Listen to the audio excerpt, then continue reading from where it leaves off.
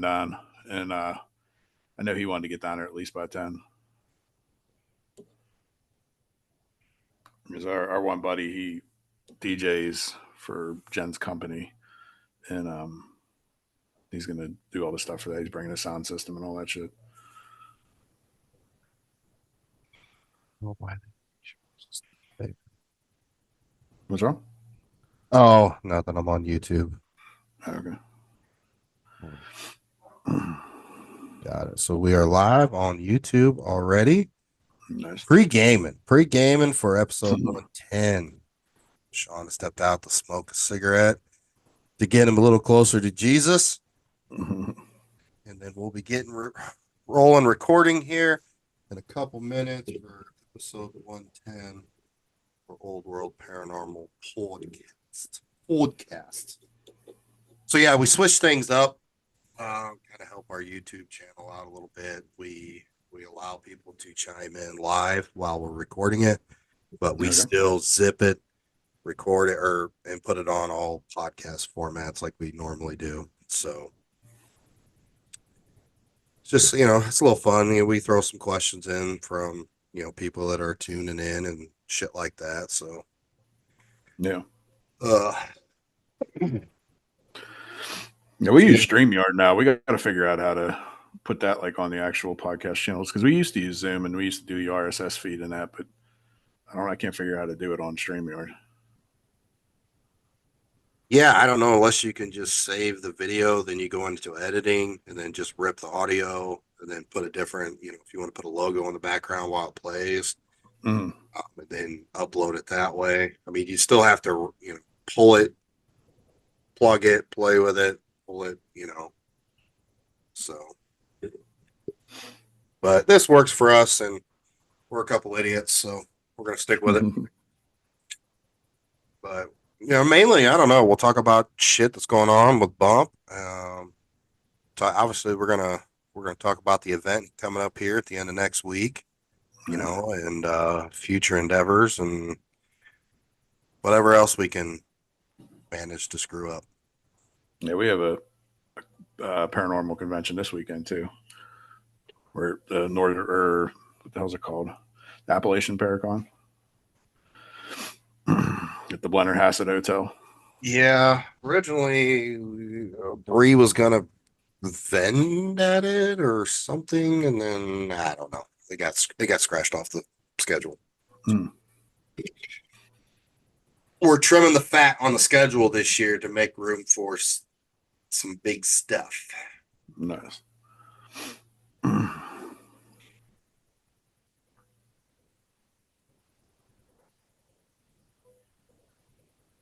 Hey, Coletta.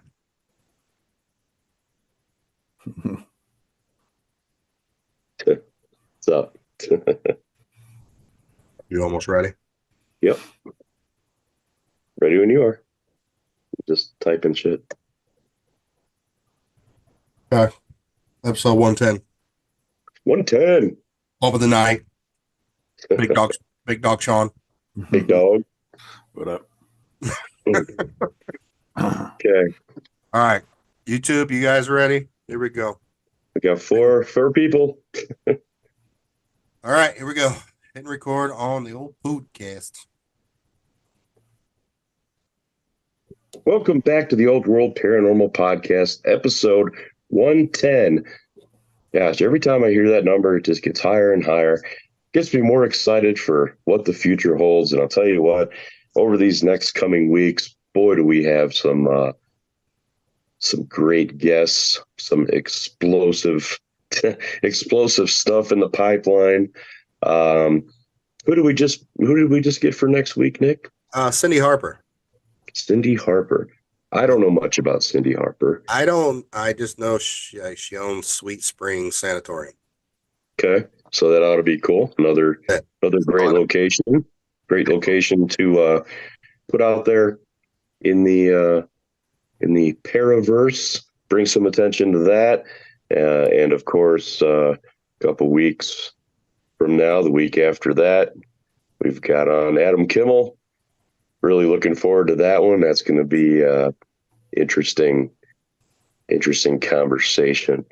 But tonight, the big dog himself, Sean Big Bowman, of Bump in the Night Society, out there in old Pittsburgh, Pennsylvania. How's life out there in Pittsburgh? How is it lately? Not too bad, I guess. Not too bad. Go Pirates. Pirates, the Penguins kind of have a shot still too. Oh boy, Penguins were my team when I was a kid. I don't know why. Mm. Before we even dive in, I mean, everybody knows who this guy is. We don't need to go into the introduction of who are you, what's your team name, and blah blah blah. Everybody knows this guy, so shut up. No. Quote Ray Gooseby. But we have more important shit to talk about. Like, Sean, what is going on with your Pittsburgh Steelers? They're not my Pittsburgh Steelers. They're my wife's Pittsburgh Steelers. And they apparently just hired a quarterback who's going to be the backup. So I don't know. The team is a mess. They need to get their shit together, honestly. And you can't find your groove if you keep switching people up. So I don't know. You are Coletta tonight. This is. I figured you were talking to me. Yeah. I was talking to the guy that lives in Pittsburgh about the Steelers. Oh, not the guy that lives in Harlan, Indiana. That'd be me. Yeah. So got a whole new team. I just realized that was going to be an issue tonight, since we're both named Sean and we're both spelled the right way. So. I mean, most people used to call me Bowman anyway, especially like in sports in high school. So if you just want me to call me by my last name, that's fine. Big Dog Bowman. So anyway, we'll throw that question back to you. What's going on with your Steelers? Well, we got all new quarterbacks this year. Still looking for a receiver.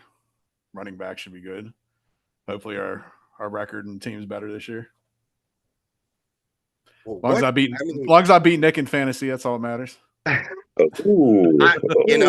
upset. Have been drawn. I'm upset. I did not defend my title. I ended up losing in the first round of the playoffs, and I threw a massive fit here. I'm not going to lie. But Mike B took it down. He came back to Bumping the Night. Yep. Came back to the Pittsburgh land of Mikey, and next year I will retain that title. So, boy, sound pretty confident.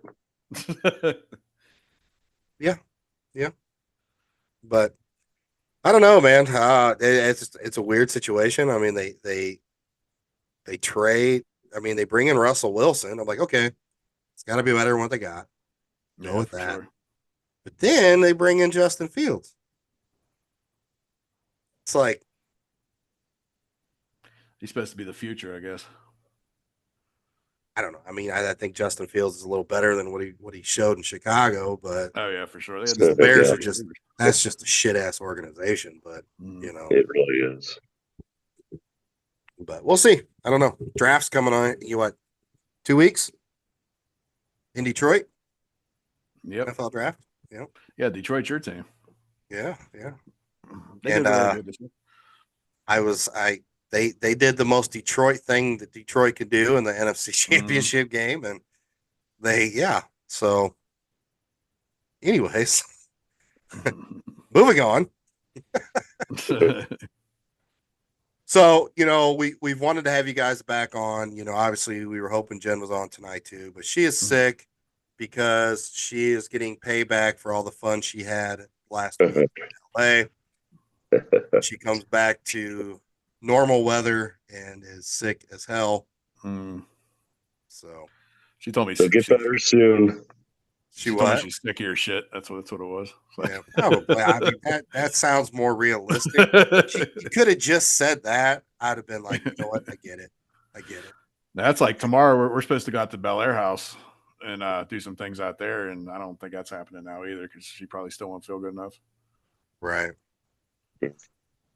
Well, the timing for this podcast and having you guys back on because it's important because coming up on the 27th of April, you guys are hosting your first Paracon.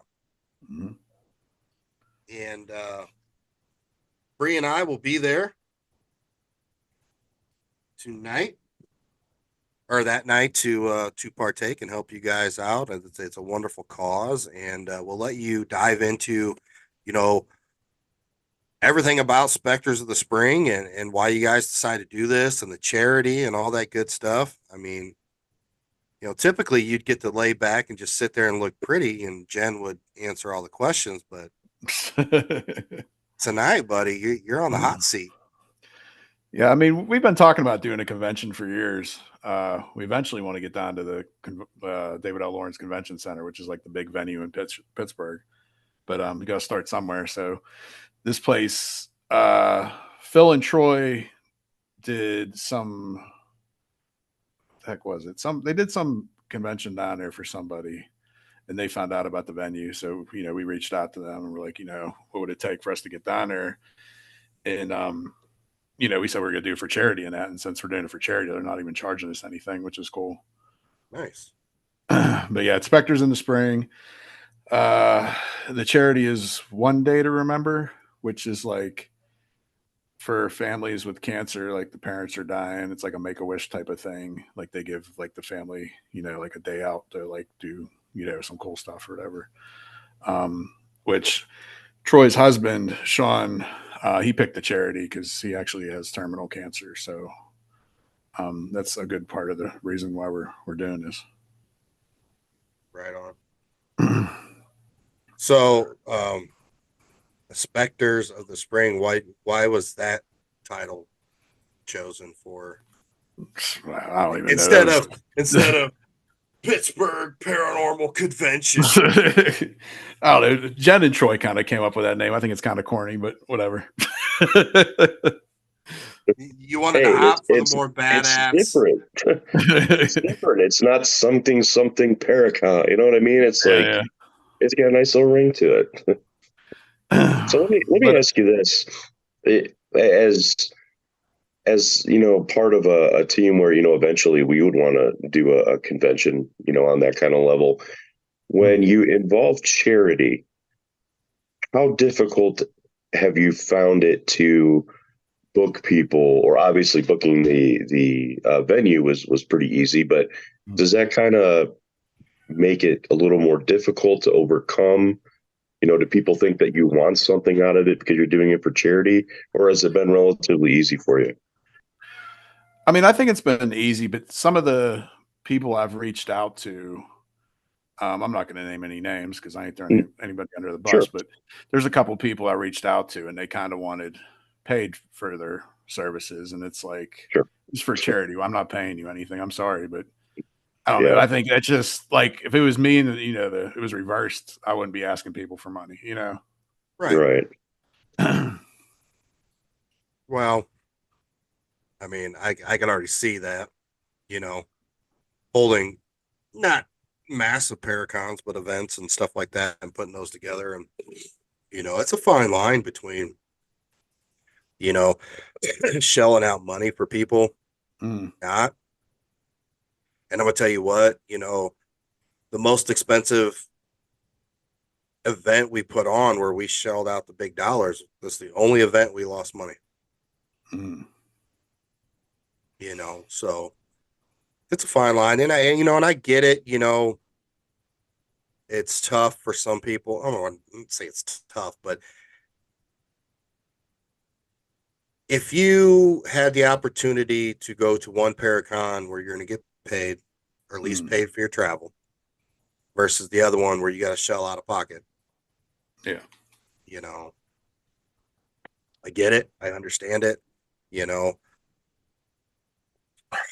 Not going to bash either way, but I have had people where they're like, well, at least pay for the travel. And I'm like, okay, but you're kind of missing the point here.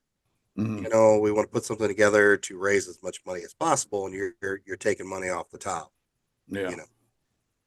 And I get it. Paranormal is a business, and some people are trying to make a living at it. I'm not going to knock it. If I had the opportunity, I would do it. But well, it's the same way when it comes to my background in pro wrestling. When we do conventions, same thing. When they're putting on these Comic-Cons and stuff like that, even though there might be charity involved, people still have to get paid. It's just that's the way it is. So, I mean, I can understand when you're established, but it's like it's our first year doing this. Right. Even the way we word stuff, we kind of got to watch the way we word stuff. Like, obviously, it's not 100% going to charity because there's some costs that we have to pay out of pocket.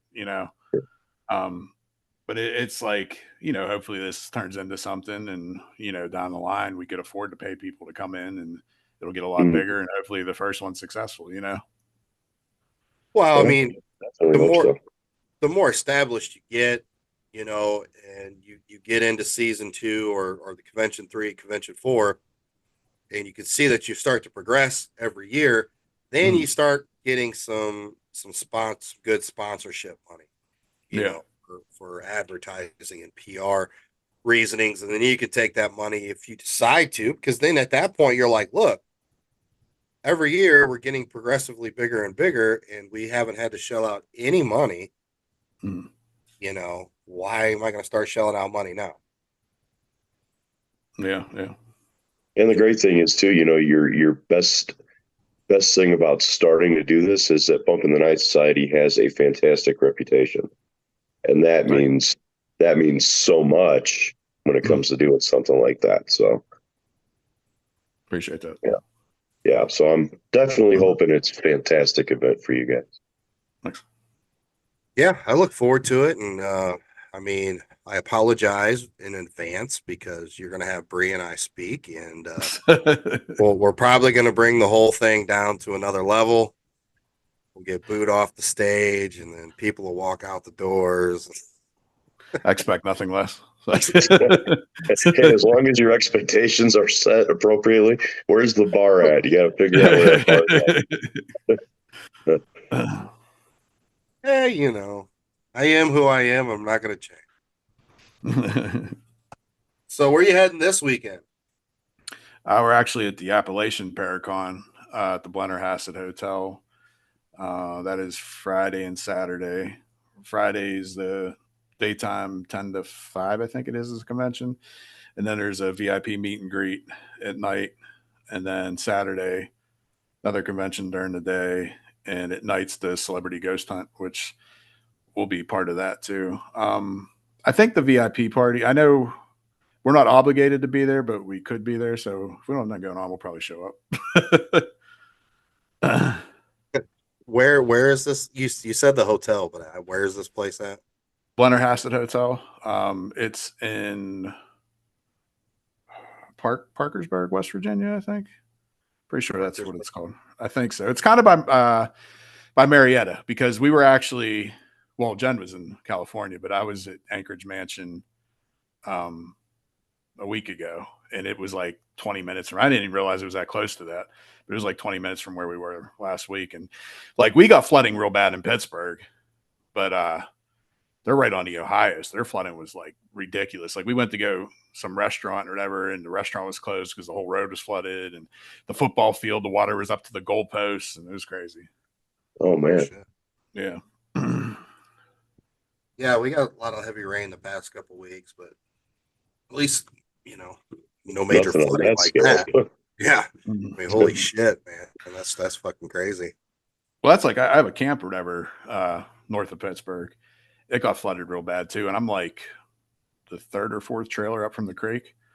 So like, and all this rain, we had 2 different storms, and like, I haven't got to actually go look yet. I know they shut off all our power, and some people like lost a lot of shit, but hopefully the lady that lived there before me, she raised the trailer. So for flooding, so hopefully it was raised enough that we didn't get flooded. But I can't even go look until mid-May because we just got shit going on every weekend. Hopefully it didn't, because man, that smell's gonna be nasty. Horrific when you get there. Like, honey, I think we're staying at a hotel now. Everything's okay. Oh shit! Because I mean, even after like we have our convention the 27th, the week after that we have a public at the Carnegie Library, and so I guess I probably won't be able to get up there until like May 11th, the weekend of then. Wow. Yeah, that's a couple weeks for sure. Holy crap. So yeah, let's talk about that. I mean, that's another big thing that you guys have have started to ramp up is your own personal events.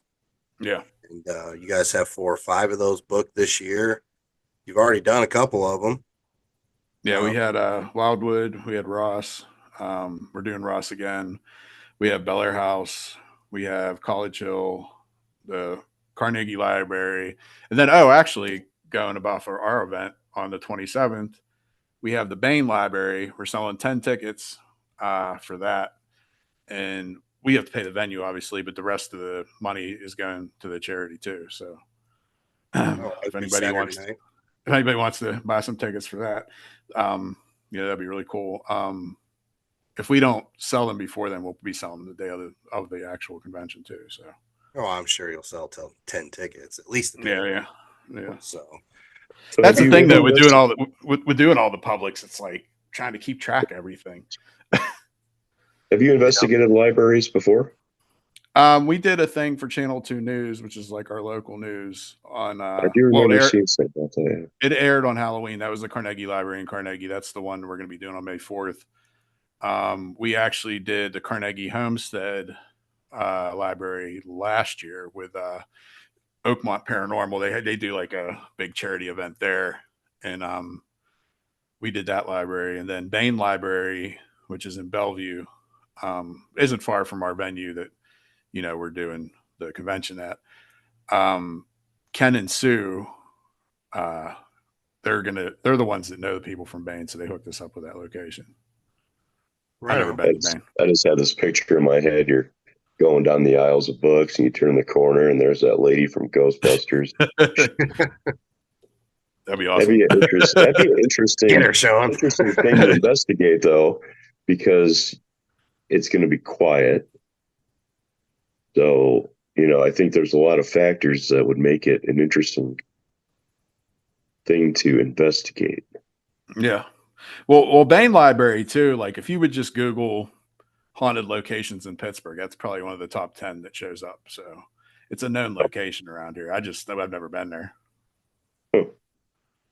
We need to investigate a library, Nick. And that one's going to be kind of more intimate because, like I said, we're only selling 10 tickets. A lot of these publics, we usually sell like 20 tickets or so, depending on the location. So it'll be probably more personal than a lot of the other publics we've done. Yeah, I mean, you get up to the point where you're selling 20 tickets, you're turning it into you're entertaining 20 people versus investigating. Yeah, I mean, like Wildwood actually, we had I think 20 something, and it was a little too many. I was talking about it. I think we want to cap it at 14 if we do it again because there was just too many people. And we had a good time, and I'm pretty sure our guests had a good time, but it was chaos. Yeah, I remember walking in there with Jen and Troy after the Hope Paracon last year. Whew, there was a lot of people in that place. Yeah. And then you add Santiago in the mix. Oh my goodness! I heard. The energy of Santiago will live on through a lot of places. We had a couple cool things happen though on that public.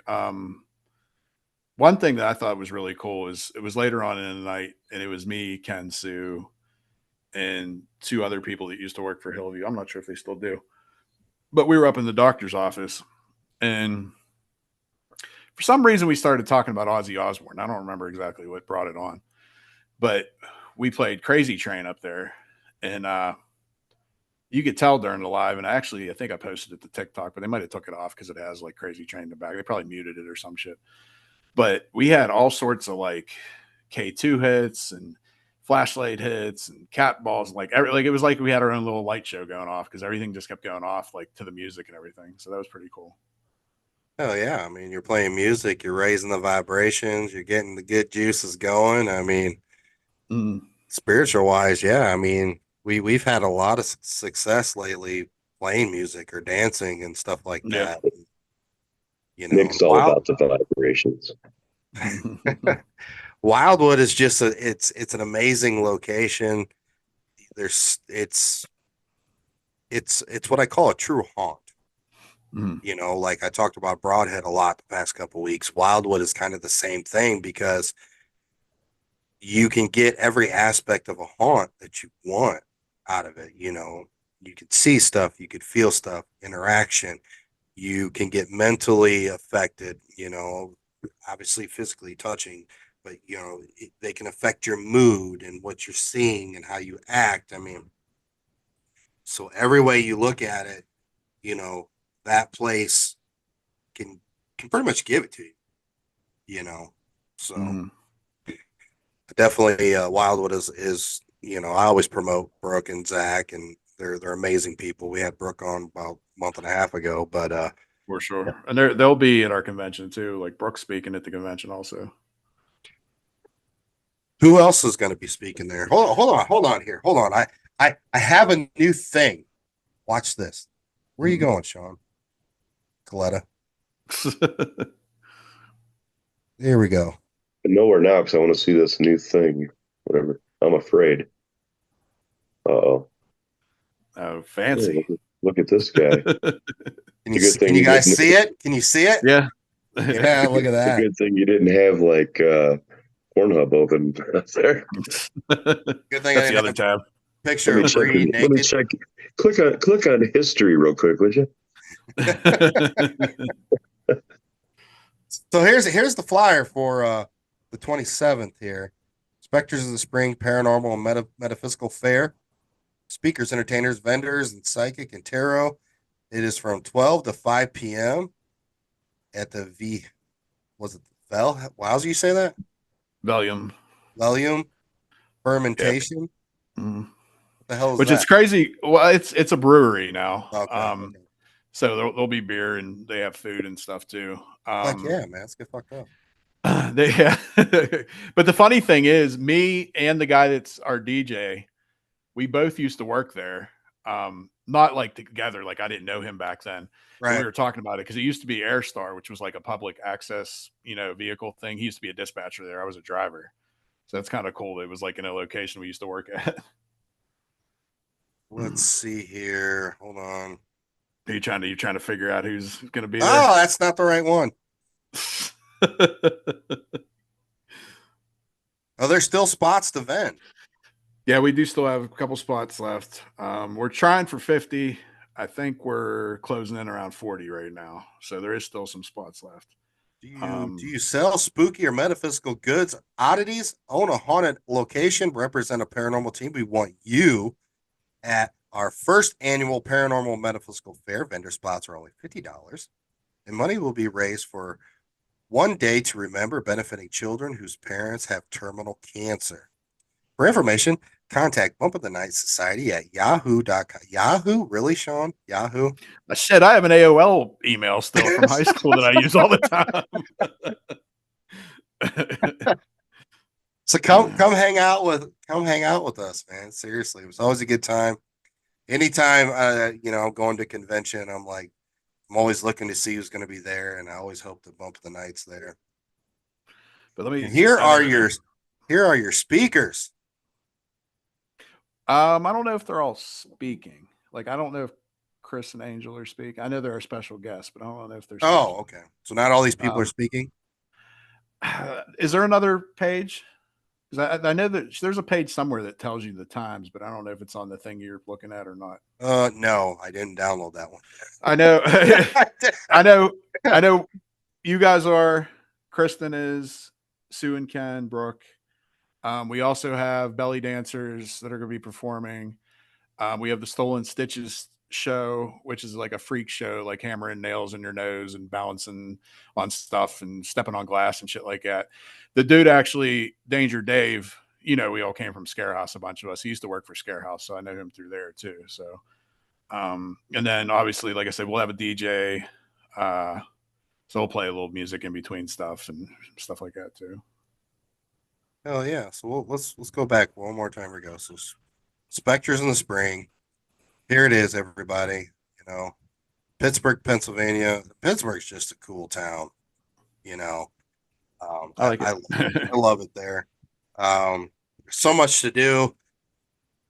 And from people like us that we're from the flat Earth area, it's really cool to see Pittsburgh, and then There we go. No, come back. Stop sharing. All right, I did it. Oh, and he left. What the hell? You're boring him. Dick, man. So you got many events coming up. So you're going to be at Appalachian Paracon, then the Spectres of Spring, and then you have your own personal event after that.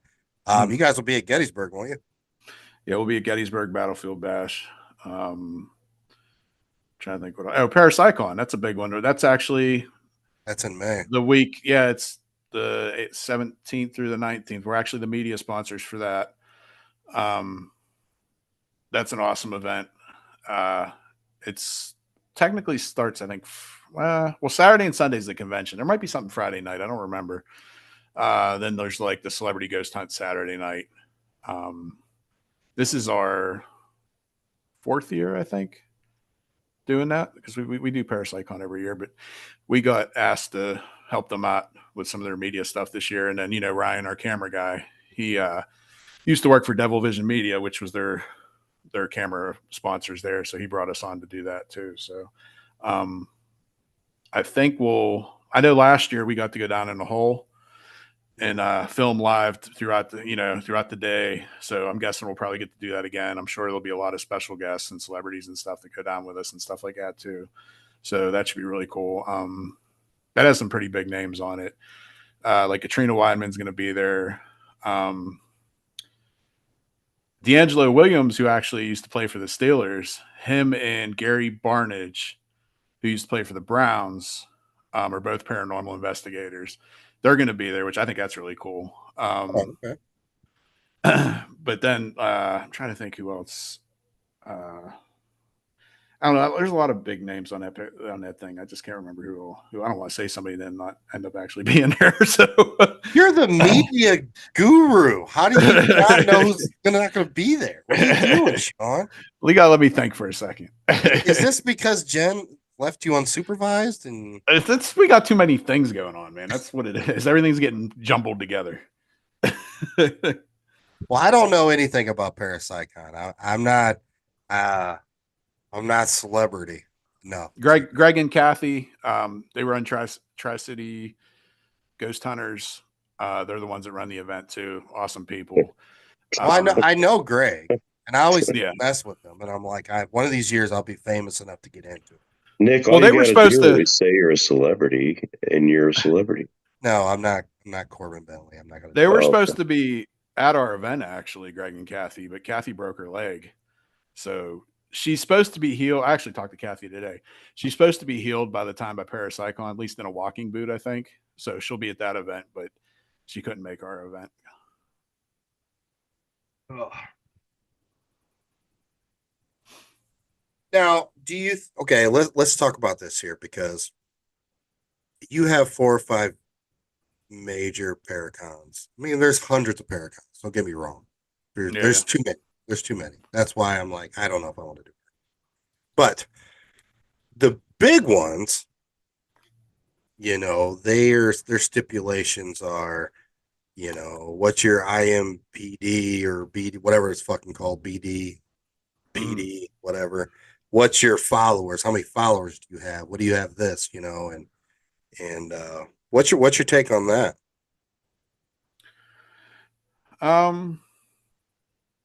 It doesn't really mean anything to me, I guess. I don't care if you have 1 follower or 1 million followers. Like, if I mess with you, then that's all I really care about, like I said, there was somebody, like I said, I'm not gonna say their name. They kind of reached out to me, and I don't know. It seemed very egotistical. I don't want to really go into too many details because I don't know who I'm talking about if they're watching. But it was like, I did this and I did that, and like tooting your own horn all the way down the line. And then like I said, they were like, "Oh, well, this is my fee that you have to pay," and blah blah blah blah blah. And it's like, I know who you are, but a lot of people probably don't, and I'm not fucking paying you for a fucking charity event. Like, right. I don't know. It rubbed me the wrong way, Well, here's the other take of it. and I've learned this the past 3 or 4 years, mainly the past 3 years. And you can become well known in the paranormal community, but odds are you're well known in your region. Yeah.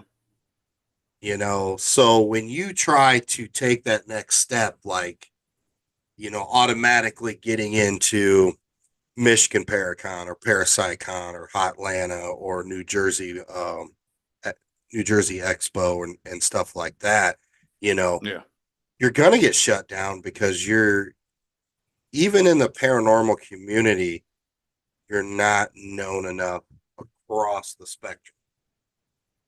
Yeah, okay. Your little 5 states or 4 states that are around you, yeah. I mean, you're well known. Everybody knows you're legit. Like, you do this, you do that. Yeah. They can rattle off your whole, genre thing. But, the odds are is like, a lot of the people in the East Coast don't know the people in the Midwest. Yeah. The Midwest people don't know the people on the East Coast, or, even in the Midwest, it's different. It's like Indiana and Ohio is a region. And then I'm learning like Illinois and Iowa, Wisconsin, Minnesota. It's like a totally different, even though it's Midwest. Yeah. It's completely different. And, getting to know people from all over the country, it's like everybody's got the same shit that they're dealing with. You got the fucking troublemakers, people that run their mouths, and this or that. And there's drama there, there's drama here, there's drama there. It's no different. But you walking around with your chest all puffed out, thinking you're fucking the P. Diddy of. I don't know if that's a good reference, but I know. I don't know if anybody wants to be P. Diddy. With your private plane escaping America to go to wherever, Bermuda or whatever the fuck you went, as his house is getting raided. How that happens, I don't fucking know. But no, I mean, you just need to hold, calm down there, short man. Well, there's definitely a lot of drama and ego, big time. And I think the more you become involved with it, the more you see it. Just what'd you say again? I said the more you become involved, like in the community, the more you see it. Oh yeah, for sure. Because I mean, I know like our first year doing this, I obviously didn't see a lot of it, but now it seems like it's always something's going on. There's always drama somewhere, somebody's starting shit, and it's always over the dumbest stuff too. And like, I don't know, I'm more of a person. I try to stay humble, and like, I don't want to be involved, and I don't really care. Like, if you want to sell your shit a certain way, sell your shit a certain way. It ain't bothering me either way. I'll go on. I'll still do whatever I'm doing. I'm not gonna worry about you. Right. And well, I mean, let's take you guys for example. You guys hit the scene running. I mean, you guys, Jenna talked about it, posted a couple of videos, kind of went viral, and then I mean, you guys got a good following quickly, and you guys have been successful. I mean, and what Coletta said is, it's not only that, is your reputation to go with it is impeccable. Thanks. A lot of people that get, hit, they start off and they hit the scene running and they get a huge following, and, they're doing success. I mean, they get to their fucking head, and the next thing they're calling the Sean Bowman's talking about, well, this is my fee to come. You know what I mean? But that's not you guys. Yeah. You guys are just down to earth and, hanging out with you guys numerous times and investigating. It's a fucking blast. I mean, hell, I spent 3 days with you at the Bel Air house. Yeah. I mean, yeah, you guys, you know me personally, and what I am on camera is what I am off camera. So 100%. And it's great. And, we could, in a blink of an eye, get serious and investigating. And then 5 minutes later, we're doing a dance party TikTok and sitting on a stairwell somewhere. With Jen dressed like a pumpkin. But that was great. Well, I missed out on the Beetlejuice thing at Bel Air. I was kind of upset about that because I love Beetlejuice. I actually have a Beetlejuice tattoo on my forearm or whatever. So, where were you when that happened? I think I was investigating upstairs or something. I don't know who else was missing. I had to be. I don't remember what I was doing. It was Jen, Kristen, Bree. Yeah, Mikey was with you too, I think, right? Because I would have thought maybe I was with Mikey, because me and Mikey will go do our own thing by ourselves, but I think he was with you. Mikey was there because we sacrificed Mikey on the table. We were gonna do it to Phil, but Phil backed out. Yeah. And then we got Mikey to do it. Well, I shouldn't say we. Kristen did. She's very persuasive. So Kristen got it on the table and they did this little sacrifice. And then we go into this Beetlejuice thing. And what's funny is, like, Jen and Kristen are, getting this thing organized. And you just see Sean Austin slowly going like this. He's like, I don't know if I want to be a part of this. I'm gonna go sit in the corner here. He's the one that actually ended up filming, I think, wasn't it? Yeah. Yeah, talking about Phil, I mean, Phil technically isn't part of us still, but he will be still doing a lot of our stuff. Like he'll be here at the Blennerhaus, and he'll be at our our event that we're doing. I know he's coming to Gettysburg with us. Like, there's no bad blood or nothing, obviously, with Phil. He just wanted to take a step back. So, but he'll still be around. You guys will see him still. Hey, I mean, things happen. Life changes a little bit. Your priorities, your perspective in life, and things happen. And there's some people that's left the group that I've always told them that the door is open if they want to come back. They left on good terms and this or that. And yeah, that would be the case with me. I'd be shunned. I got a fucking feeling I'm stuck with you until the day I die. You love me. This is true. Yeah, I'm around until one of us dies. But no, Phil's just a good dude, man. I like Phil. He's a good guy. So slap him on his little bald head. Kudos to him for speaking up and be like, hey, because I know he respects the shit out of you guys. Don't do anything. Yeah.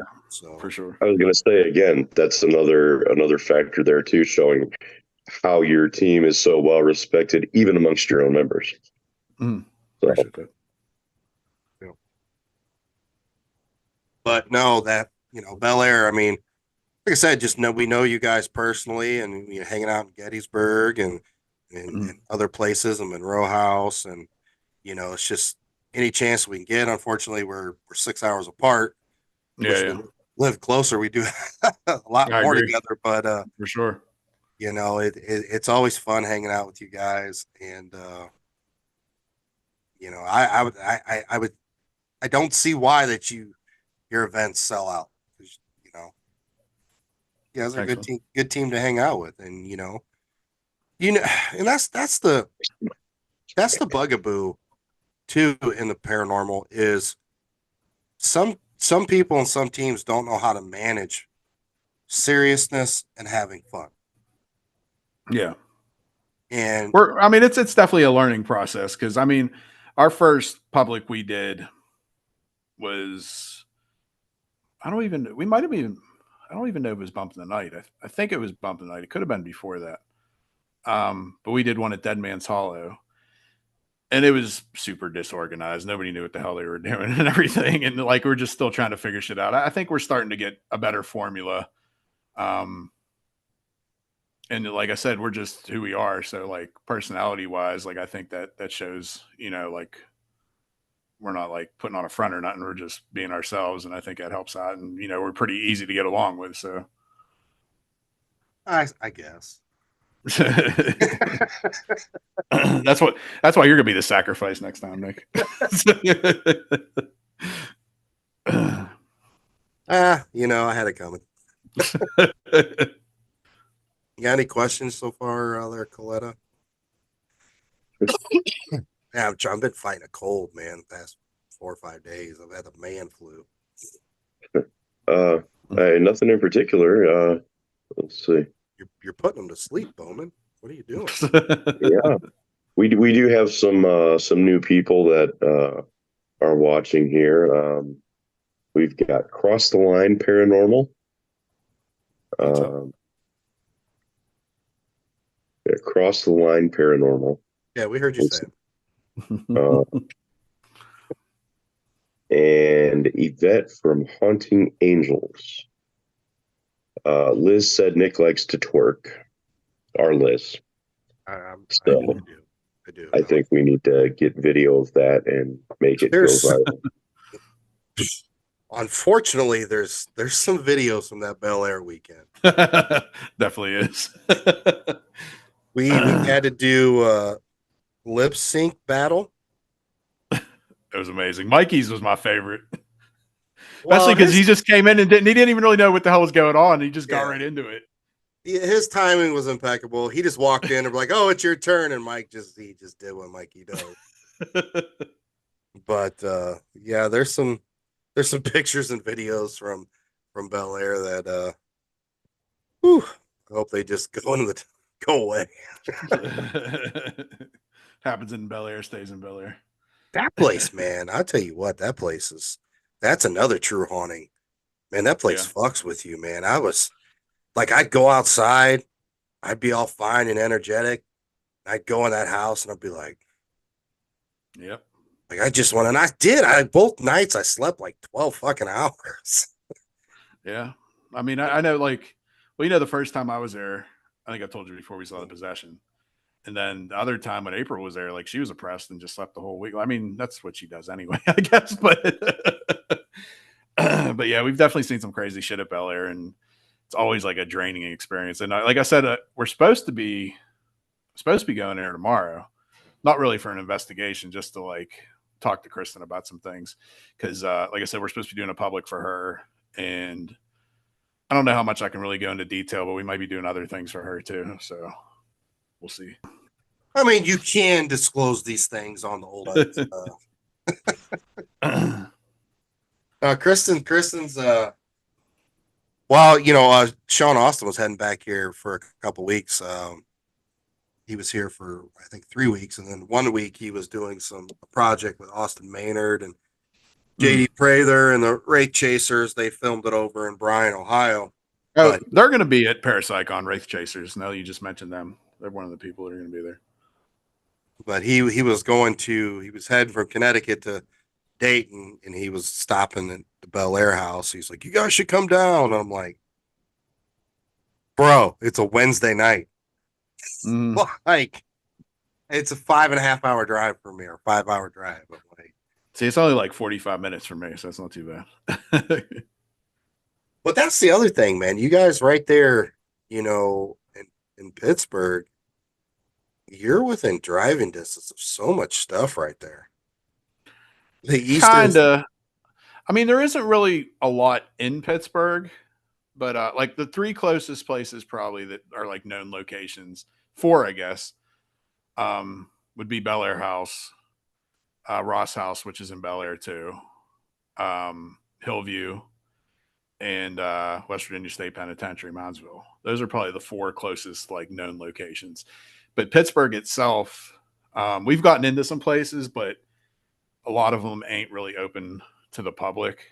Like we actually did the Denny House, which is out in Waynesburg, and we got some crazy shit happen there. And it's like this big like mansion place, and just like the trust they had in us for like, I don't know, they put a lot of trust in us, if you ask me, because they let us just like go around the place by ourselves, walk up the place by ourselves.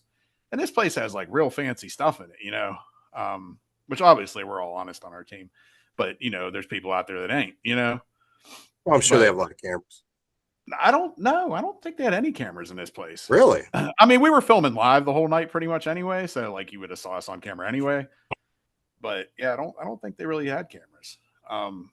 Which I probably shouldn't be saying that, but what's the place called again?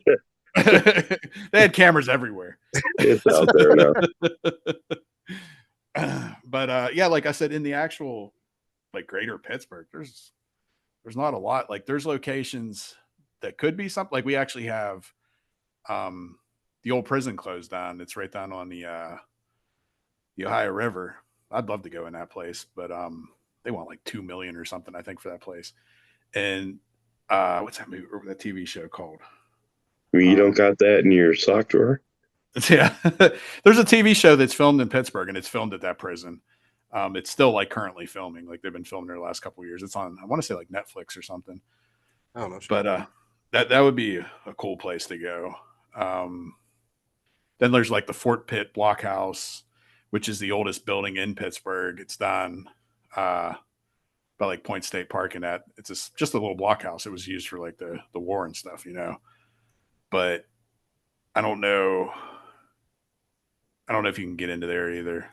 The funny thing is, like, there's been a couple other locations we've done, and we did a couple restaurants. We did Tin Lizzy, which is out in Latrobe, and they were open the whole time. So that was interesting, especially because like they have like a couple bars and they have like a sub basement bar, and like the guy's giving us a tour and we're filming the whole time, and like everybody's watching us, and it was just really weird experience. There was some dude that climbed on the roof like during the investigation, and it was just a wild night. It was fun though, but I don't know. There's another place too, Max's Allegheny Tavern, which is in Pittsburgh. They told us we could come in there, but it was kind of the same situation. They were like, "Yeah, we're gonna have to be open while you're here," and I was just like, "Yeah, we're not gonna do that again." Right. When I came down 2 years ago for the West Virginia Paracon, Yeah, and we ended up staying in some hotel down the way, but coming across the river, and I don't remember the town, but just driving up the main road along the Ohio River, so many old buildings and structures just sitting there vacant, yeah, and there's such a plethora. You could probably just, I mean, even on the Ohio side, and West Virginia, and all the way up to Pittsburgh, there's so many in Kentucky, and there's so many of these little towns, that popped up, obviously at that time because of the Ohio River, and the importance of the logistics of the river, of shipping stuff and blah blah blah. But all these little towns, half of it's sitting vacant. yeah. I mean, you guys ever thought about at some point, getting a bump location? That's definitely been talked about. And I've talked about it with some people we're friends with, which you guys know, but I'm not going to say on air just because I don't know if they want people knowing. But there's a couple people that could be involved, and we're looking into it. I just don't know. Somebody I know is actually really close to getting a property, but they got outbid. But we've talked about working with these people. Like I said, I don't really know how much I can say, but hopefully it's in the future. I'll just say that. I mean, my dream is to like own my own haunted location. You got to know what podcast he's on. We say I want to own my own haunted location. And Coletta, man, this guy is killing us tonight. I know, man. Fucking nothing. Nothing. God, we're down to 4 viewers on YouTube now. Yeah, see, that's what happens. You don't spill the juice, man. They leave. Well, if you wanted drama, you should have had Jen come on. No, I mean, we went down even to Kentucky at a lot of the blue collar locations, and just looking around, and I'm like, these buildings are sitting empty, and it's like, man, I just want to buy them all. Yeah. I just want to buy, and it's like, I need to find a rich investor, silent investor that likes the paranormal, and I mean, obviously, I could do it again. I mean, I did it once before, but, sure. And we're looking to, we went and looked at a property a couple weeks ago and investigated it, and it's still up in the air. I talked to the guy Saturday, and I just told him, I said, I can't offer what they want for it because I don't think it's close to what it's worth. Yeah. And I've had a couple people reach out to me like, hey, gonna sell. Thanks, Bree. What? Bree said she's back, so we're at 5 viewers now. Oh, you're fucked now. Bree's on here. But She will make you talk. we, you know, I've been approached by many people, you know, like it's difficult. I don't know. It'll happen when it's meant to happen, and not a moment sooner.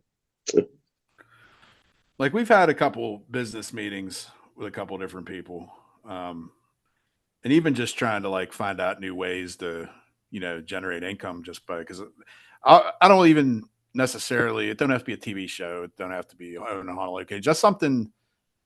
I want to be involved doing this and not have to fucking work a normal job. That's all I really want. As long as I'm getting paid decently, I don't even have to be rich. Like, you know, normal salary would be fine. I just hate working. Oh, I hate working for somebody else for one. That's the main fucking thing, honestly. I can't. I mean, that's why I have my own flooring company. Yeah. But no, I would say this. Mm. If you get a location, try to make sure that it's multi-purpose. So you know, if that building is not being utilized, you're not making money. Yeah. You know, you can make a living just off doing private investigations and stuff like that. You can. Yeah. But depending on how big the location is and how much you're financially sunk into it, you know, you better come up with some other ideas, you know. See, I mean, I think that's one of our strong suits actually is promotion and marketing. I don't think that would be an issue. I think we could come up with stuff and, you know, keep it entertaining and keep like, cause I don't know. There's a couple people I've known that have ran locations and I just feel like they weren't doing it right. They could be doing so much more and bringing in so much more revenue. Especially when it comes to advertising, like you see so many people that like shoot themselves in the own foot because they don't advertise. They just expect people just to show up. 9 times out of 10, that's not going to work unless you're some giant event or something, you know? Yeah, I mean, unless you're some massive prison, asylum, or something that's very well known in history, and you luck out and buy the property, yeah, it's going to be on people's radar. But you go and buy a house or a structure in your small town, the hell half your small town don't even know about. Yeah. The fuck's they probably don't want you there either, the half of the small town. Yeah, and you just automatically assume that people are going to flock there. No. It's going to take a lot of networking, advertising, convincing for people to show up. Yeah. You know, because, you know, somebody just pops up and be like, oh, I got a haunted house. You know, it's up for investigations. Like, but is it haunted? Yeah. Can you show me something? You know what I mean? Yeah, for sure. I mean, there's been a couple places like that we've got offered to do, or even, you know, host a public or this and that. But it's like, if I don't think something's going on, I'm not going to bring people here just because you say it's haunted, you know, like even with the event we have coming up, there was another location that offered themselves to us. And one thing is the building's kind of weird. It's like one big room. So like, it wouldn't be that great. Like everybody would just have to be in one group, but it's just like, I asked the person that owned the place, I was like, do you ever experience anything? She said, no.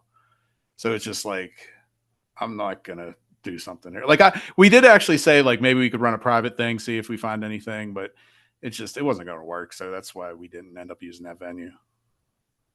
What did you say that to him? Like we'd have to come investigate it first, or? Yeah, we said that we'd maybe come back in for a private, you know, just see if we could catch anything. But like I said, the space wouldn't really work because say we wanted to bring in 20 people, you're basically just going to be one big group of 20 people in a big room. Like you can't even, there wasn't even really like separate walls really.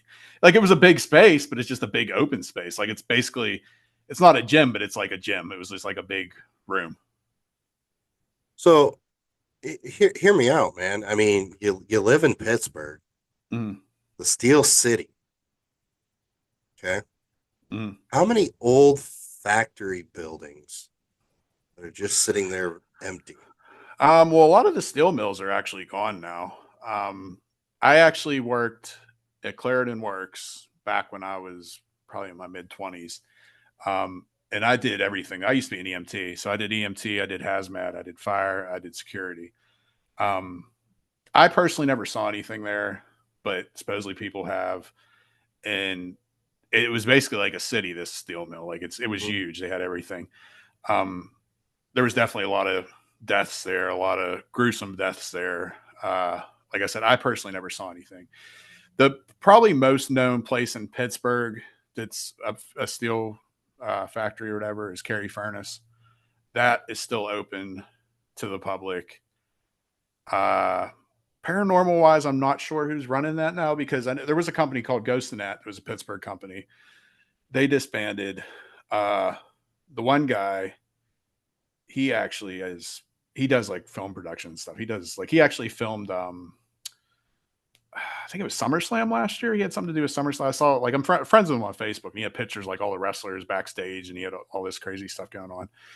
But the woman who was part of them, she runs a company and I can't remember what they're called. But I think she picked up a lot of their properties. Like I said, Cary Furnace was one of them. So I don't know if she still runs Cary Furnace because that's the only thing with some of these places, which we'll never do this. I don't care if we have a property or not. We'll let anybody in there. I'm not blackballing nobody. But some of Mhm. these places, that's what they do is they get these contracts and they won't let anybody else in there. Because I know that Ghost and that they had numerous contracts around the city. They had one at Castle Blood, which is the haunted house, but it used to be a funeral home. And I personally know the owner. And I actually asked him to try to get in there. And he was like, I have a contract with them. I can't let anybody in. So like that shit like that like sets me off. Like why are you trying to like keep other people out just because you want to be greedy, you know? Right. No, I get it. No, I guess what I was getting at is there's a lot of old buildings that are probably vacant. Yeah. It's like I even thought about it here in Fort Wayne. I mean, there's old warehouses around Fort Wayne. I'm like, there was actually one I was actually diving into it. The fucking thing burnt down, thank God. But um, think about it. I mean, 100 and 200-year-old factory sitting empty. It's going to cost 200,000 $250,000 to demo it and get rid of it. Sometimes you can Well, get them to unleash it super cheap. yeah. The thing is, though, with a lot of those type of properties in Pittsburgh, they're not in the greatest neighborhoods, so that's kind of an issue too, I guess. Because like, have you ever been to House of Wills in Cleveland? Now I've heard it's in a horrible area. Yeah, it's like in the middle of the ghetto. Like it's scarier going there than the actual places. Um, but there's a couple places in Pittsburgh that I know of off the top of my head that are in bad areas. Like there's a funeral home that's abandoned and a school actually that my mom was a secretary at, and it's in a bad neighborhood. But they're both abandoned. And the funeral home, I heard like one wall of it's completely missing, so it's probably unsalvageable to begin with. The school, though, I know somebody who does urban exploring in Pittsburgh, and he was there recently, and he had pictures, and it still looked like it was in pretty good shape. I'm not saying it's haunted or not, Right. but it was a cool building, like because I mean, I like just exploring in general. You don't even have to be haunted. Like I like checking out old buildings and shit. I'm just Nick, putting oh, sorry. but Tony West says hello. hey, what up? Hello. He also says you should try and get into the school. I think it's sat in front of the old River City Bar on Tecumseh.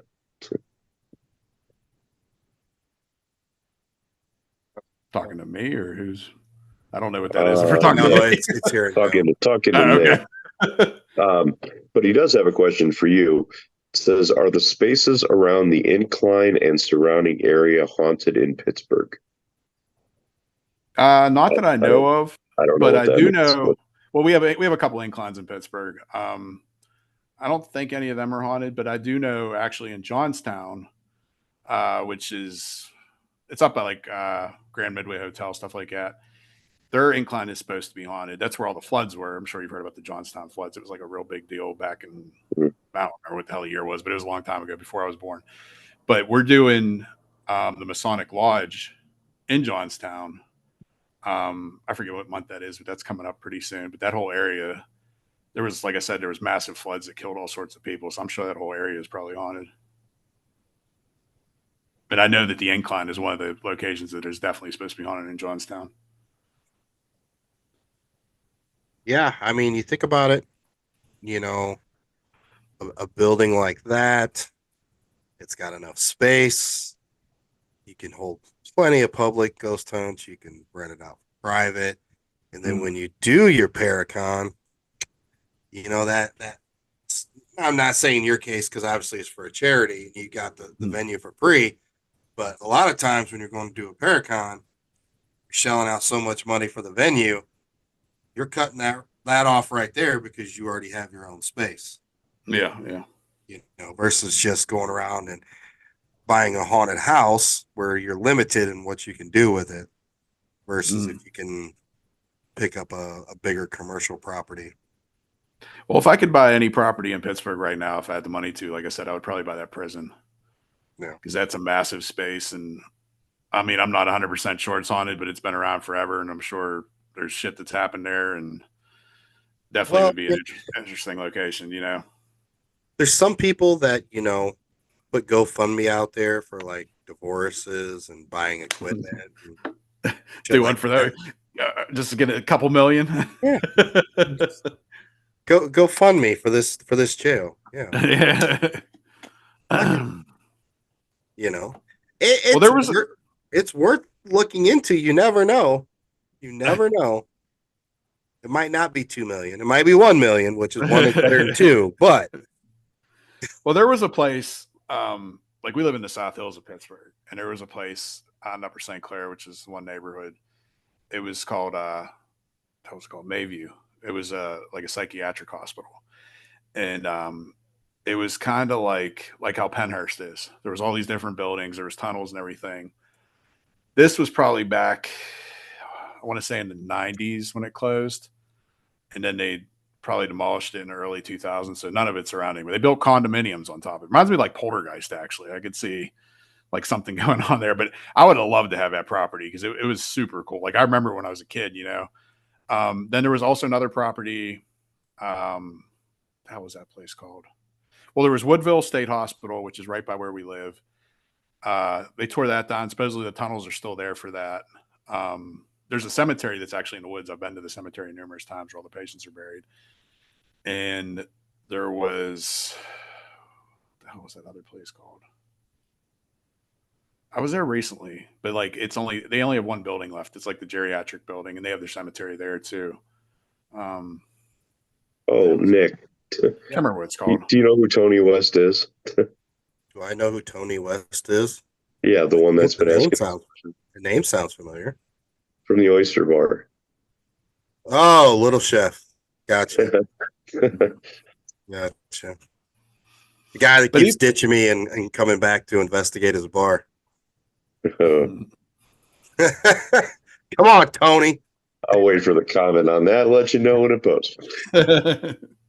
No, I'm a huge supporter of Tony in the Oyster Bar. It's an amazing place. I'm just messing with him. But no, I mean, you know, you get to a point, Sean, and this is where I'm at, and I want to know. I want to see if this is where you're at. You know, and it's like you get to a point where it's like you've been there, done that. Now what? Well, one thing I've always said about just the whole group in general is like, are we still progressing? Like, I don't want to plateau. I feel like we're still progressing. We're still doing shit. You know, we still have a lot of stuff lined up. Like we're pretty much booked through November. So, what the next step is, I don't know. It's definitely taken different steps than I expected. Like even with all these publics, I didn't expect it. Like, you know, it was cool doing one or two, but I didn't expect to be doing them all the time. And kind of like how last year with the conventions, like it seemed like we had a convention every other week. I don't know. I guess we'll figure out where it goes. Well, that's the thing too, you know. And I mean, if you know, eventually, if you do get your own, you know, bump location, Mm. now you're revamping everything because your whole attention has to go to that place. Yeah, yeah. You know, I don't know. I mean, I guess it's like everybody's doing the same thing, Mm. you know, and it's like you just sit here and you look at it and you're like, what can you do that's different? What can you do that makes a difference? And I'm not saying make a difference where it makes yourself stand out like, oh my God, look at me. Now you have to pay these fees for me. I'm not saying Yeah. that. Like, make the actual good difference, you know, like Mm. where you make the paranormal field just stop and like think, like, you know, why are we acting like this? You know, holy shit, why didn't somebody think of that? Why are we doing this? I don't know. You know, I that's the shit I think about all the time because Mm. I'm like you. It's like, man, you get on the fucking social media and you're scrolling and scrolling, and somebody's this, somebody's that, and I'm like, shut the fuck up. Well, I kind of feel like we haven't even really found our lane yet, I guess. Like I know with the podcast, I'm not satisfied with our podcast. Like I think it could be so much bigger and better than what it is. Um, even our stuff, like we've definitely came a long way, but with a lot of our filming too, um, I just I don't feel like we're where we're supposed to be yet. You know, like there's definitely a lot more that we can do. Um, that was the whole thing with bringing on the camera people. Um, was just try to like so we're not the ones filming everything, and we could actually be on camera and do different things, and that's kind of why we have two different camera people, because Ryan does a lot of our lives, but then we have Randall and he films our documentaries. Mhm. um I guess one of our next big steps that I want to do um is we've put stuff out in the movie theater before. We put our Bel Air documentary out in the movie theater, but I want to get something that like doesn't look like a YouTube video in the movie theater. Like it looks like a legit filmed documentary in the movie theater.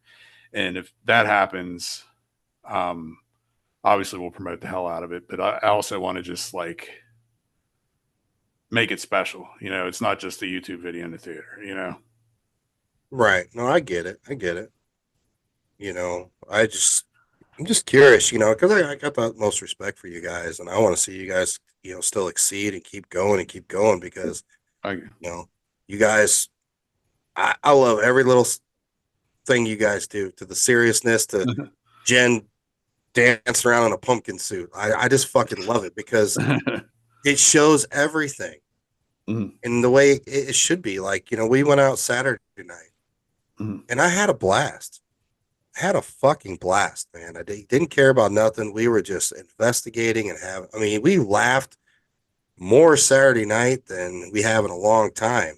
Yeah. And none of it was serious. And we were it was good interaction and it was fun. Hit cat balls on your real balls, money being thrown all over. I was watching the TikTok live. It was great. Hey, by the way, Tony West said no, just hasn't lined up yet. You guys were the first team to investigate here. And your old friend Robert Bell has been coming through a lot lately. Yeah, that was the cool time when we were there, was the Bell Mansion to the Oyster Bar. That was really cool. So we need to get back over there. Yeah, I do. I absolutely want to go back. I want to, you know, investigate there. If we stream or don't stream, I don't really care. It was a Yeah. fun time, and um, the short time I was there, I know Gabby and Luke was there the whole night. I was only there for a few hours, but it was fun. It was good interaction, and getting that tie to the Bell Mansion was really cool. If you send 20 llamas, Nick will stay all night. No, 5 universes, Oh, galaxies, galaxies, yeah, galaxies, whatever they are. yeah. But Have you guys been to the Octagon House? which one? The one in Circleville, Ohio? No, I haven't been to either one of them. So, Because you were talking about like somebody, would you say Robert Bell or something was said at something? Yeah. Tommy Gill, the owner of Octagon, actually just messaged me the other day and said that somebody was calling my name there. Which I've been there a few times, but I don't know, that place is Doesn't look like much. The whole like history of it's really crazy because like it was in one area, they built a Walmart and moved the building to a different area. Also, I don't know if you guys ever heard of the Circleville letters. Mhm. Yeah, that was Circleville, Ohio, where that took place. So the city or the town in general is just kind of weird. No, wait, the Circleville letters, was that the ones that the people were getting in their mailbox all the Yeah, time? they originally wrote it, I think, to the principal or the superintendent saying like he was cheating on his wife or something, and Yeah, then the wife was getting somebody ended up dying, like all sorts of crazy weird shit ended yeah, up happening. I remember. But yeah, so a lot of weird shit happened in that town in general. But that building, it's just like basically an octagon. There's a staircase in the middle. There's rooms on the first floor, rooms on the second floor. It's one big open area, really. And I've been there technically 3 times, I guess, because I've been there 3 nights. Always had crazy shit happen there. I'm actually going back in August for 2 days, but like, I don't know, like it just kind of reminds me like kind of how Bel Air is, because Bel Air has had all sorts of crazy history. I don't know if you know any of the history about Bel Air, but there was like a guy that was like a Satanist and murdered his family and cut off their head, and like a couple different weird murders that happened in Bel Air. Like it seems like these little small towns that have these crazy histories, I don't know, just have a lot of activity in them, you know? Talk about house being in a sketchy area. What, Bel Air? compared to House of Wills, Bel Air is nothing. I mean, that's fucking Bel Air, California. Compared to House of Wills is super sketchy. Like we went out to put our shit like in the car. There's a car like driving by, like just creeping. Like a couple people had guns on them, so we'd probably be all right. But it was just like shit like that. And then the one guy who actually passed away, who was friends with us there, he told us a story that happened there. They had a crackhead break into the building. They chased the dude down. He stuck a gun in his mouth and told him, like, you ever come in here, I'll shoot your fucking head off again. Like that whole area is just fucking nuts. It's insane. It's insane. No, you know, I hope well, I'm gonna see you here in, you know, less than 2 weeks. And I look forward to it, you know, brother. And hopefully this is a huge success for you guys. I don't see it not being, you know, to be honest with you. It seems like you guys, whatever you guys decide to do, it turns the goal. I hope so, man. You know, so, and it's just, you know, it's not just you and Jen. You know, it's the whole team. You know, Troy and April and, you know, Phil and Mikey, and they're all individually amazing people. Yeah. You know, and coming together, and I enjoy hanging out with every single one of them. April scared me at the Bel Air house that first night. She scares Sit everybody. next to her, I got a picture of her where her face is like contorted, and I'm like, she's our crazy aunt. But, you know, I mean, April, you just give her a little baby doll and she'll go lay down and she'll be fine. She did that at the Bell or whatever. She was carrying around a baby doll the whole time. Yeah. So, oh, man. But like for the 2 conventions coming up, our one in Pittsburgh, I'm pretty sure everybody's going to be there. Like including our camera guys like Ryan and Kat, Randall. Pretty sure they'll all be there. And even at the Appalachian one, I know Ryan and Kat are coming with us too. I don't think Randall's coming, but yeah. So like if anybody like wants to meet the full team, the Pittsburgh one's the one you're going to do it at, because like it's very rare. Like even when Hannah used to be part of our group, I think there was only one time in the public, other than obviously doing investigations together, where we were all together, and that was at Hillview. That was the only time all 7 of us been together. So if you want to meet all of us, make sure you come to the Pittsburgh one. Oh. Yeah, I don't even think everybody came to Bell. No, the Bell. I don't think. No, I'm trying to remember who all was there. I know Hannah wasn't there. No, but yeah, I mean, no, I look forward to it, and you know, we're all gonna have a good time, and you know, sounds like it's gonna be a little different, which is great, you know. So, Sean, you got anything, or Coletta, you got anything else? I might have. Give me just a second here. Uh-oh. Tony has what might be a controversial question. So let's see what this is. He says, not to stir things up, but more to understand things. So Uh-oh. we'll see what he has to say. But yeah, like Nick said, I expect your event to be nothing but success. If anybody out there is unfamiliar with Bump in the Night Society, pull your head out of your rear end, look them up, because these guys are great. Spend lots of time with these guys on several occasions, and it's always so much fun. Kind of back to what Nick was talking about earlier, it's a great mix of serious and fun. Both can exist at the same time, people, believe it or not.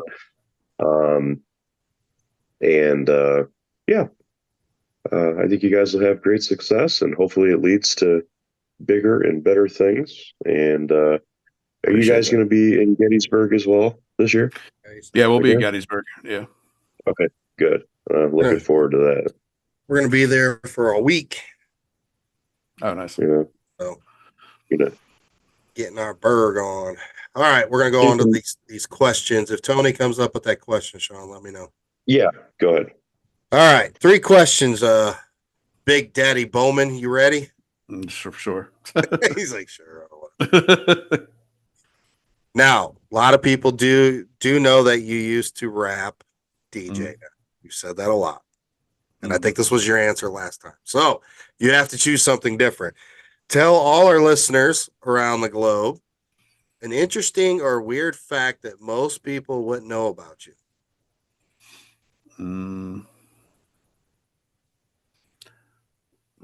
One of the things I can think of kind of off the top of my head is, Sean, I'm sure you definitely know George the Animal Steel, the wrestler.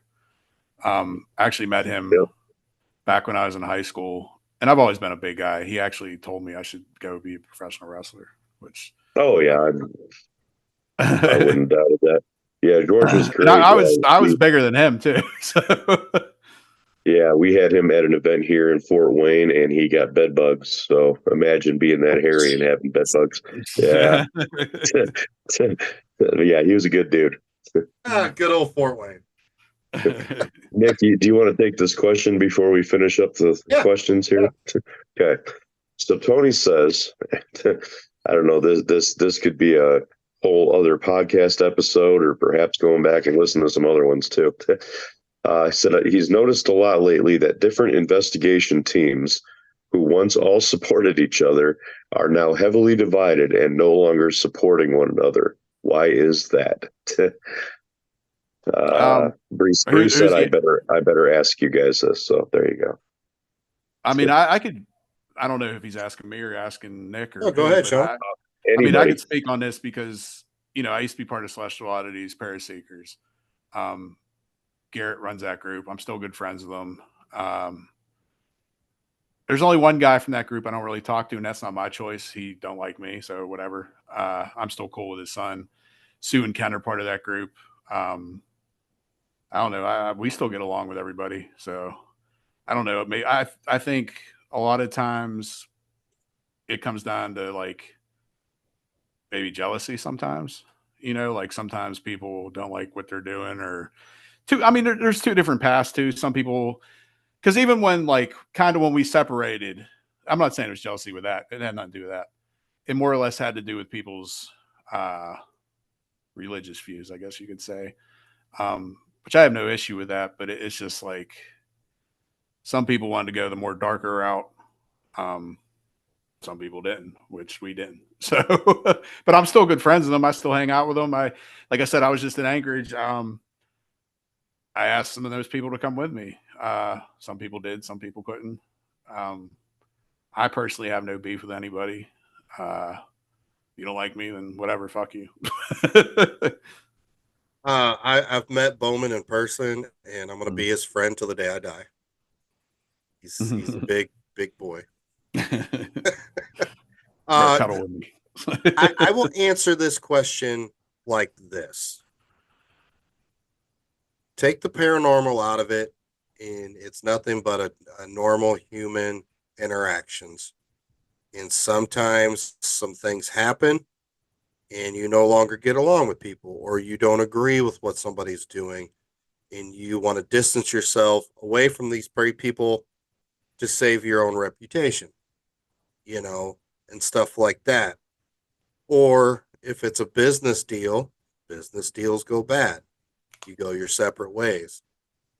I always tell everybody, people act like it's some huge special thing that's going on in the paranormal. Well, this person to this person and this person to that. Take the ghosty shit out of it, put it aside, and face that situation like you would every day with normal human interaction. That's how you should deal with it. That's how things go down the way they do. If you no longer associate with somebody, sometimes you got to cut that negative energy out of your life to progress yourself forward. And sometimes it's people, and that, that's what happens. And it's not just in the paranormal field, it's in every genre that you can think of. This stuff happens, and the paranormal field is no different. Even though we think our field is so different and so unique and special, it really is not. In that aspect, we're no different than any other field with the drama and stuff like that. And it's unfortunate. And I will say this and take a page out of our book or Bump in the Night Society, especially, Sean Bowman personally. Stay neutral. Mm-hmm. Get your opinion of somebody or somebody's team personally. Don't take what somebody else said about these people and this people, just because they don't like them for whatever reason doesn't mean you don't have to like them. Yeah. And that's the problem in the field is a group of people separate and they become two different entities or teams. And then certain people get pissed that you're associated with this or you're associated with that. And then it's a huge trickle-down effect. Yeah. And it shouldn't be that way. What you do on your daily basis has nothing to do with their situation, and their situation has nothing to do with what you're doing. Now, unless these people have personally affected you in a way that have caused you to distance yourself from them, then just stay neutral. Because all it does is just brings you into the drama, drags your name through mud or your team's name through mud, and that's the fact.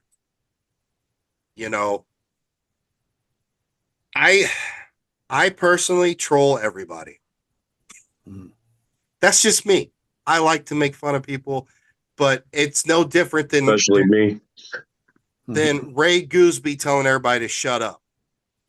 When Ray tells you to shut up, everybody knows that's Ray's form of love. It's just, I like to have fun. I like to, lighten the mood. It's too serious. So, that's just the way I am. And I don't know. I hope that answers this question. Well, there's so many answers to that question. I mean, everything from what you just said to straight up normal pissing contests to high school drama. I mean, there's so many explanations, but yeah, that pretty much sums it up. He said, thanks for answering that in a very respectful and genuine way. Well, depending on it doesn't mince words. I think depending on the size of your group too. I mean, I know you guys have a pretty big group. So say you have 10 people, you got 10 different personalities right there. Not all them personalities are going to mesh. I have multiple personalities. He's got 6 on his own over there. And, I've been down to 2 people. I've had up to 15 people on the team. Yeah. And I'm going to tell you now, when you get over the 6, 7 mark, mm-hmm. That's when it goes south. Every time I expanded the group to 9, 10, 11, 12 people, it went to hell in a handbag. Yeah. You know, when you get down, I mean, like you guys, you have a core group of people. Yeah, you have these people that come in to film sometimes, then you have Randall, you know, and this or that. But when I Yeah. look at when I always look at Bump of the Night, I always think you and Jen, there's Troy, there was Phil, you know, there was Mikey. Like you have your core April, your core group of people, you Yeah. know. And yeah, you have other people that are on that intertwine, but like you said, they're not always together. But you guys have found a way to make that work. Mhm. A lot of teams can't, you know. It ain't easy. But in Tony's case, you know, he runs he runs a historical restaurant here in Fort Wayne. It's one of the oldest restaurants here in Fort Wayne. It's a unique one. It's it's an oyster bar. It's very small, Okay. and I would say to Tony that it's your place, it's your building. You allow whoever you want to be allowed in there to investigate. You're not running your restaurant to make a living off the paranormal. So you have a successful restaurant to begin with, and the paranormal's fun. So just bring in whoever you want to bring. So his next thing here actually just got to the root of the problem, and I was wondering if this would be mentioned. He said the reason I asked it is because some of the people in teams are giving me a ton of shit about some people I've had in here. So know exactly who he's referring to. Okay. Yes, he's I'm talking not about going the to talk spirit spirit stalkers. stalkers and Clayton Yeah, and this or that. yeah. Look, They that's will his. have people thinking that your restaurant is demon infested. Who if he decides to bring in whoever he wants, that's his decision. Oh Again, yeah. you know, yes. Do they have a horrible reputation among the paranormal community? Yes, but devil's advocate, they have a huge following on social media. Mm-hmm. And as a restaurant owner, that is fucking free PR to thousands of people. Here's my restaurant. Come here and eat. So I don't see what's wrong with it. I know you disagree with me, Coletta, because you hate him. I'm also not I'm also not the owner of a restaurant or a business where I need business. So that's my opinion is different than his because we have different things in mind. There's a lot of people that don't like Kalani Smith for whatever reason. Yeah. But if you open up a location and Kalani says, I want to come, Yeah. fucking let him come. Oh yeah. Yeah. That's just, it's stupid in your part for not letting him come. You Yeah. know what Yeah, I I mean? mean, I've hung out with Kalani a bunch of times, and I've always thought he's a good dude. I know some I've people never had an don't issue like. with Kalani. Yeah, No, nobody on the screen. I mean, I love him. I love him and Savannah to Like death. him all. yeah, for sure. But, haters gonna hate. Like I said earlier, like if it's not affecting me, I don't give a shit what you do. Do whatever the hell you want. You just do you, Tony. Keep rocking out them oysters and that good food, and I'll be there to get a bourbon here soon. But all right, second question, Sean. Now that we're on the food and restaurants, hey, look how that tied in. All right, so this is a different question from the last time you've been on. All right, so we're all quirky about our dinners before investigations and what food we eat. This specific question is going to go to snacks. What is your go-to snacks or drinks during your investigations? Drink wise, I mean, I'll have regular, water or something too, but usually like energy drink wise, I'll either have a Ghost, which is probably the Swedish Fish or the Sour Apple, or I like the Java Monster. Those are probably my drinks, I'd say. Snack wise, I'm a fat guy. I like all snacks. Like I don't really know if I mean, depends on what I feel like I'm in the mood for. Depends on what Jen has because I'm going to rate her snacks too for sure. But I try to not get stuff that's going to upset my stomach because that can always be an issue. Even though the funny thing is, talking about restaurants, how many times I could think of probably 2 or 3 times we went to Mexican before We had an investigation. Remember the one time we were doing Inspiration House, we made Brussels sprouts. Everybody was farting the whole night. Like,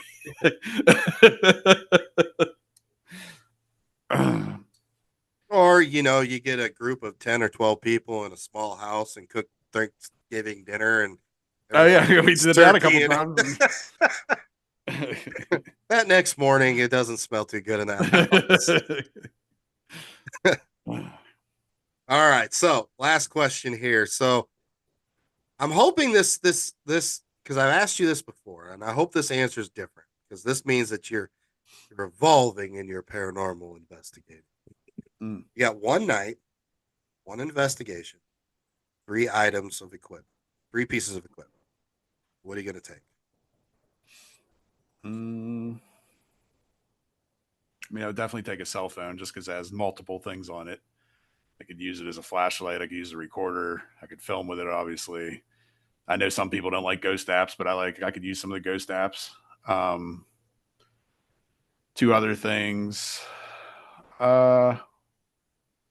See, I always change on different things when it comes to this, because like I used to like just a regular like REM pod, like one of the original ones with all the different lights on it and that. But actually, I'm not a big fan of them anymore, because I swear you get so many false things on them. Like you in Monroe House, you were in Monroe House with me, and we had regular REM pods and they would go off. But then we had that one, remember, I put in the hole, and it's just the regular doorbell kind, doesn't go off for anything. Right. And I don't know if you remember, but it went off, went to the steps where our millimeter was, killed that millimeter, and then went to your millimeter. Yep. Like I've never seen that happen before.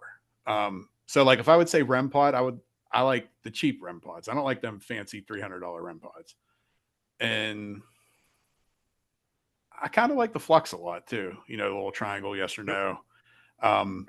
One thing is that doesn't go off that often either. Because if it's one of these things that's going off all the times, like I kind of, disregard that a little bit. We've been getting a lot of stuff on cat balls recently too, which we didn't really get them back in the day. And that's just a simple piece of equipment. Well, it's because back in the day it was just a cat ball. Now it's a ghost hunting cat ball. So now they're going to go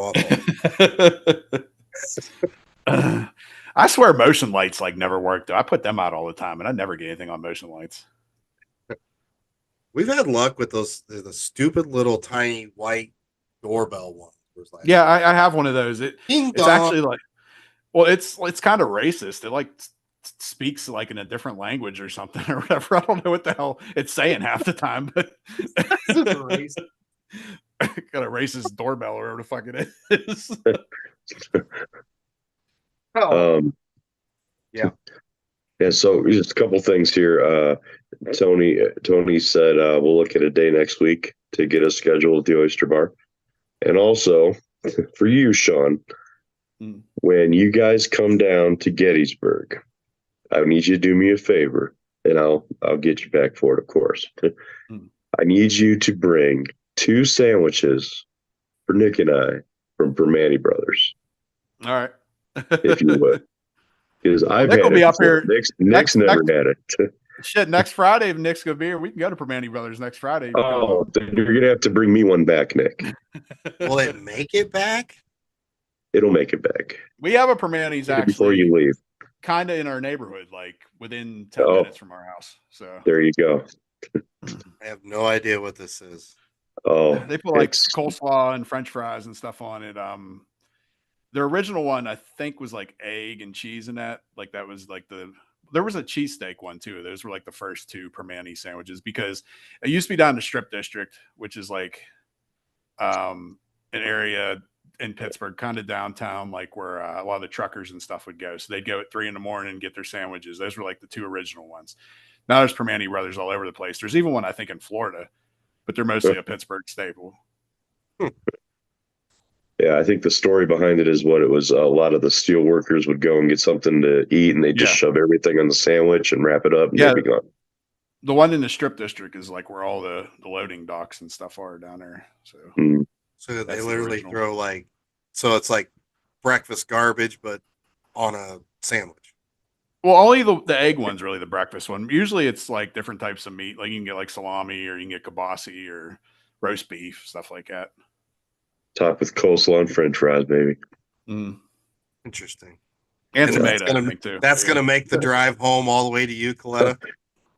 Tony West said deliciousness is what those sandwiches are. But yes, hopefully it'll make it back. Either way, I'm going to get one. He's going to eat it whether he gets food poisoning or not. Yep. All right. Or the All right, brother. Plug away. Anything you got or you want to talk about and promote? I mean, I think we talked about it, but I mean, we got the Appalachian Paracon this weekend, or Appalachian, or whatever the hell. I say Appalachian. Jen says Appalachian, whatever. That's going on this weekend. Blennerhassett Hotel, Friday and Saturday. We'll be there. Friday is the convention during the day, VIP at night. Saturday is the convention during the day, and then they have the Celebrity Ghost Hunt at night, which we're part of that too. Then the weekend after is our event, Saturday, April 27th, 12 to 5. Have numerous speakers, bunch of vendors, food, beer. We have a sideshow performing, belly dancers performing. Then we have our public, Carnegie Library. That's actually sold out. So I don't even know why I'm promoting it, but we have that event. And then our next thing after that will be Parapsychon, which is in Mansfield, Ohio State Reformatory. It's where Shawshank Redemption was filmed. Awesome building, huge guests there.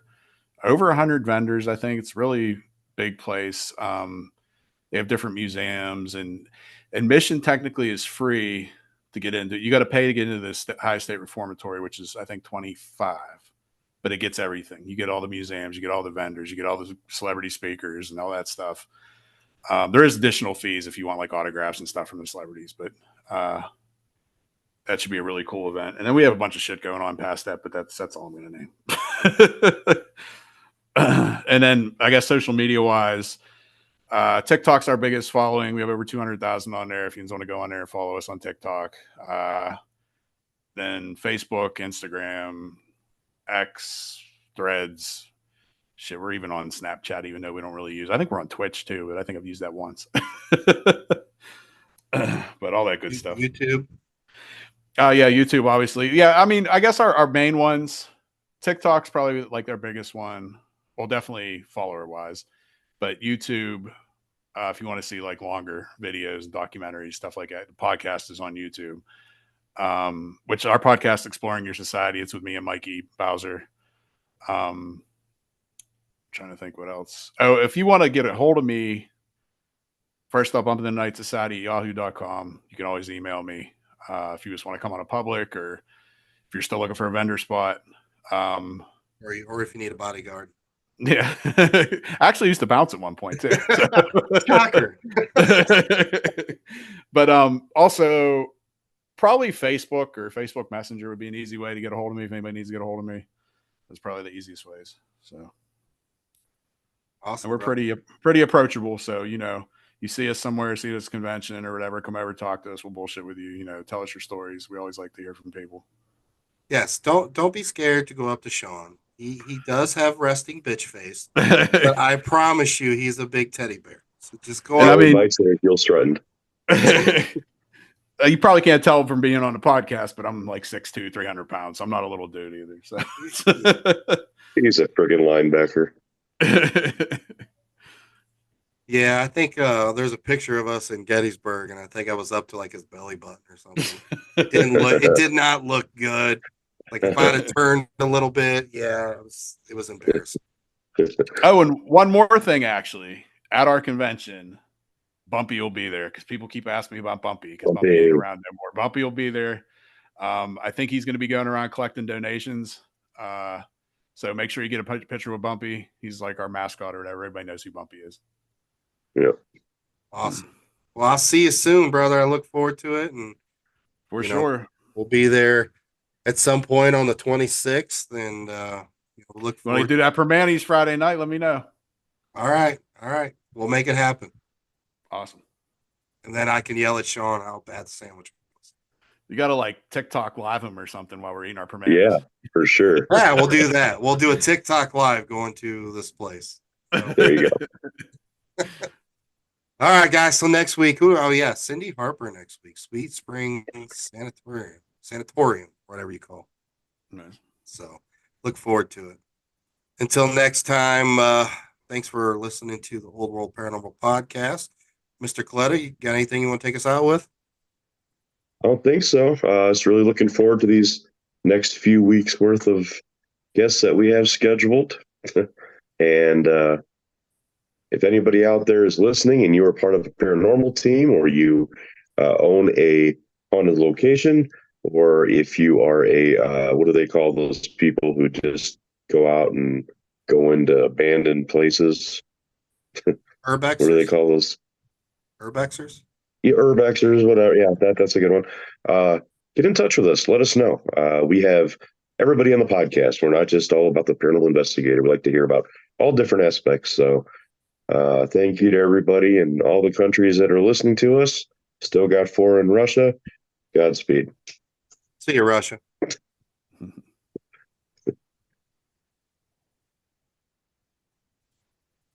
All right.